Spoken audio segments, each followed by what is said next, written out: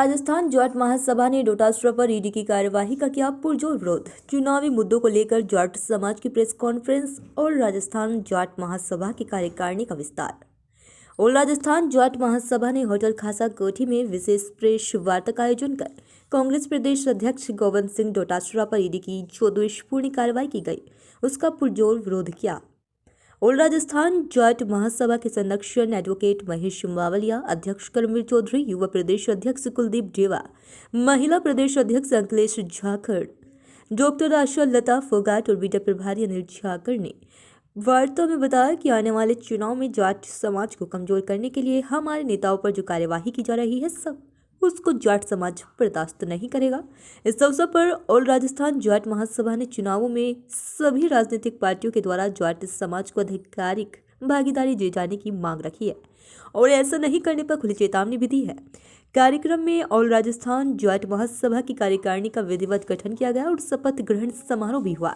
इस अवसर पर महासभा ने सर्वसम्मति से 5 प्रस्ताव भी पारित किए, जिसमें ईआरसीपी को राष्ट्रीय परियोजना के रूप में क्रियान्वित करने और यथाशीघ्र पूरा करने, फल सब्जी को लेकर आरसीडीएफ की तर्ज पर फेडरेशन का गठन, महिला आरक्षण में ओबीसी की सहभागिता सुनिश्चित करने, चुनावों में महिला आरक्षण दिए जाने, ओबीसी का आरक्षण 35% किए जाने और चुनाव में जाट समाज को संख्या के अनुपात में टिकट दिए जाने जैसे महत्वपूर्ण मुद्दों को सर्वसम्मति से पारित किया गया।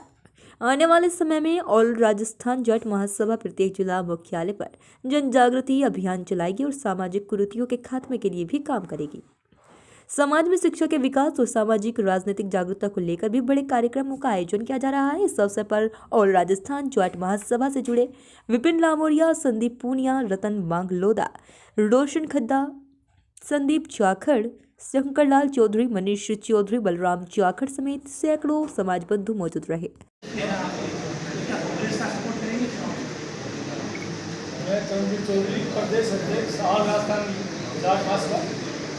मैं बता रहा हूँ कि सबसे अभी चुनाव का टाइम है। मैं ईडी की ये बात नहीं बता रहा, मैं बता रहा हूँ सबसे पहले हमारी प्रायोरिटी है कि हमारी कौम सबसे राजस्थान की सबसे बड़ी कौम उसको ज़्यादा से ज़्यादा टिकट मिले। पहले हमारे समाज को 42 टिकट, दोनों पार्टियाँ 42 टिकट देती थी, जो अब घट के 30 पे आ गई। तो सबसे बड़ा मुद्दा पहला हमारा ये है कि पहले तो हमारे समाज को उचित प्रतिनिधित्व दोनों पार्टियाँ, तीनों पार्टियाँ, सभी पार्टियां हमें उचित प्रतिनिधित्व दें। नहीं, जो पार्टी अब की बार हमें जो दरकिनार देगी, हमारी कौन को दरकिनार नहीं करेगी, उसको हमने समाज से पहले अर्श से फर्श में भी खड़ा ऊंचा किया है और फर्श से हर्ष में भी ले आए। ये हम बताना चाह रहे हैं। इस चुनाव में अब की बार ये हमारे समाज के लिए निर्णायक चुनाव होगा और इस निर्णायक चुनाव में अब की बार समाज संगठित होकर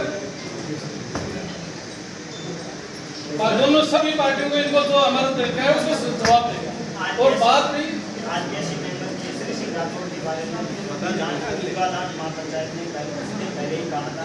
इसके बारे में आपका क्या कहना है? श्री सिंह जी के बारे में युवा जाट महापंचायत करेंगे, उसमें बहुत अच्छे सुझाव आए, उनको लेके और हमने अपनी कार्यकारिणी प्रदेश स्तर की गठित करने का आज फैसला किया है। और उसमें से सर्वमान्य और सबसे चर्चा विमर्श करके हमने निर्णय निकाला कि हमारे प्रदेश अध्यक्ष रहेंगे कर्मवीर चौधरी जी और संरक्षक रहेंगे हमारे ऑल राजस्थान जाट महासभा के महेश मावलिया और महिला के अध्यक्ष रहेंगे हमारी अंकलेश चौधरी। और कार्मिक जो हमारे कर्मचारियों के साथ भेदभाव होता है उनके लिए कार्मिक महिला अध्यक्ष डॉक्टर आशा लता जी और मैं कुलदीप जेवा, युवा अध्यक्ष और राजस्थान जाट महासभा। हमारा दूसरा कि हमारे नेताओं पे ईडी भेज के जो एक षड्यंत्र रचा जा रहा है हमारे बड़े नेताओं को खत्म करने का, जिस प्रकार सतीश पूनिया जी को बाहर का रास्ता दिखाया पार्टी ने, और अब हमारे बड़े नेता गोविंद जी डोटासरा के ऊपर ये द्वेषतापूर्ण कार्रवाई हुई जो कि बहुत सरासर गलत है। आचार संहिता लगने के बाद आप देखिए किस तरीके से आचार संहिता लगती है और वहां से ईडी आती है। 2-2.5 साल पुराना मैटर है, क्या अभी तक ईडी के तार नहीं चलते? तो ये सरासर इन सभी जो केंद्र की पार्टियां हैं उन्होंने एक षड्यंत्र करके हमारे नेताओं को टारगेट किया है। आज और कोई दोषी नहीं है क्या इसमें? जब सामने चुनाव है तो एक बदनाम करने की साजिश है, तो हम बिल्कुल बर्दाश्त नहीं करेंगे।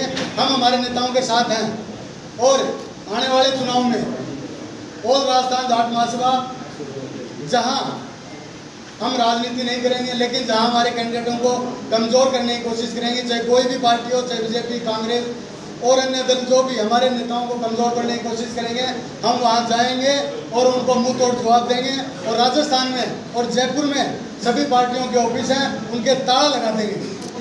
ये हम चेतावनी देते हैं अब हमारे पत्रकार बंधुओं के माध्यम से, क्योंकि मीडिया लोकतंत्र का सबसे बड़ा मजबूत स्तंभ है और आप इस स्तंभ के माध्यम से हम ये चेताना चाहते हैं कि हमारे नेताओं के, हमारे कर्मचारियों के, हमारा जो आम जाट, उसके लिए हम लड़ाई लड़ेंगे। हमारी गांव ढाणी में हमारी जो इकाइयां हैं उनको और मजबूत करेंगे और सामने वोट की चोट से उनको जवाब देंगे। या तो ये पार्टियां व्यवस्थापूर्ण कार्रवाई बंद करें और एक सही माहौल बनाएं जिससे अच्छा चुनाव हो और जनता में एक 36 कौम को लेकर एक सरकार बने।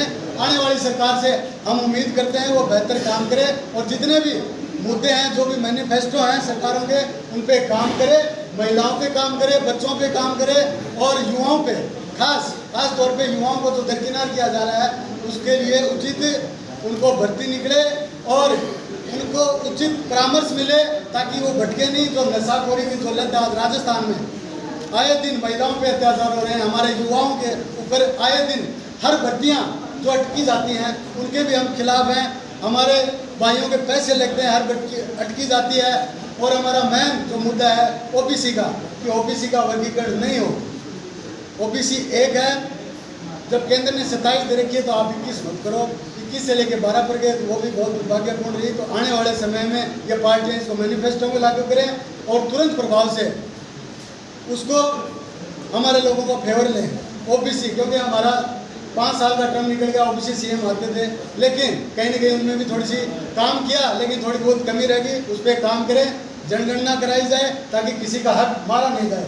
जिसकी जितनी संख्या हो उसकी उतनी भागीदारी मिले आरक्षण में, हम ये भी प्रमुखता से मांग करते हैं।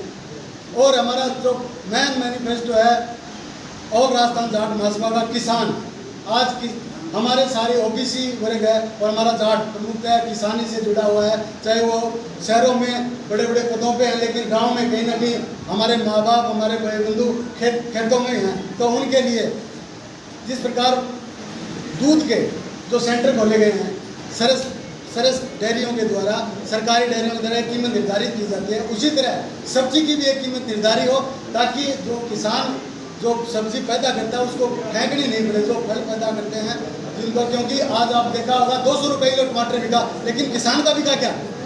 किसान का नहीं बिका। तो हम चाहते हैं कि वहाँ सेंटर खोले जाएं ताकि उसकी एक रेट डिसाइड हो और हमारा किसान, सब्जी बेचने वाला किसान भी खुशहाल हो। जिस प्रकार पशुधन हमारा सुरक्षित हुआ, उसी तरह का ये फल और सब्जी बेचने वाला भी हो।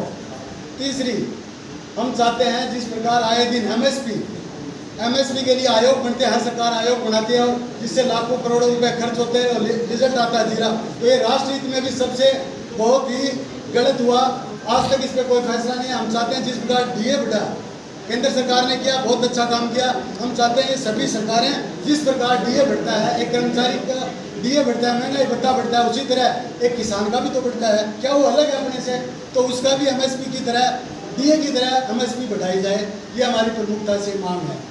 और खोर कलोज नरेगा के अंदर एक खोर कलोज है, उसके अंदर SC/ST की ज़मीनों पे नरेगा श्रमिक काम कर सकता है। तो उसके लिए भी ये सभी के लिए ओपन हो तो एक किसान का, छोटे किसान का लाख 50,000 रुपये उसका बचेगा और ये राष्ट्र हित में जाएगा। क्योंकि इसमें हमारे बिल्कुल छोटे किसान हैं, SC/ST में बहुत छोटे किसान हैं, वो करवा नहीं पाते। तो इसलिए सबके लिए ओपन की जाए ताकि सबको रोजगार मिले, उचित रोजगार मिले और नरेगा का कोई फायदा मिले, राष्ट्र हित में वो जाए।